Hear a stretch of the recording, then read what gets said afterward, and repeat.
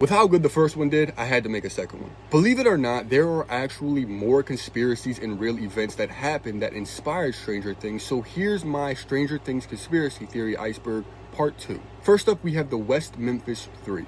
In 1993, 3 young boys were found murdered in West Memphis, Arkansas, and immediately the community began searching for someone to blame. 3 teenagers, Damian Eccles, Jason Baldwin, and Jesse Miskelly, were arrested and convicted of the murders, but not because there was solid evidence against them, but because they were different. Damian would often be seen wearing black, listening to heavy metal, reading books about Wicca, and was generally seen as a weird outsider in a small religious town. The prosecution argued that the murders were part of a satanic ritual, and the community, fueled by fear, wanted someone to pay. Damian Eccles was sentenced to death, and the 2 others received life sentences. They spent 18 years in prison before new DNA evidence proved they were innocent, and in 2011, they were finally released. This is basically Eddie's story in season 4, as he was also hunted by his own community, pretty much because he was different. He did stand on tables and harass people,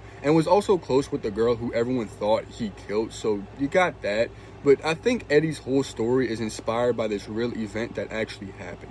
And it just kind of goes to show you, like, that even in a universe with these crazy monsters, sometimes the worst monster of all is your fellow humans. Moving on, we have the Plum Island Animal Disease Center. Plum Island is a real high-security government research facility located just off the coast of Long Island, not far from Montauk, the original setting for Stranger Things. Officially, it's a lab for studying animal diseases like foot and mouth disease and African swine fever, but because it's so isolated and secretive, it has become the center of countless conspiracy theories. People have claimed for decades that the facility conducts these crazy illegal experiments, such as genetic experiments and hybridization projects. Then, in 2008, something crazy happened. This bizarre hairless creature with clawed hands and sharp teeth and a beak-like face just washed up ashore near Montauk one day. It became known as the Montauk Monster, and nobody could definitively identify what it was. Some said it was a decomposed raccoon, but that doesn't really explain the beak.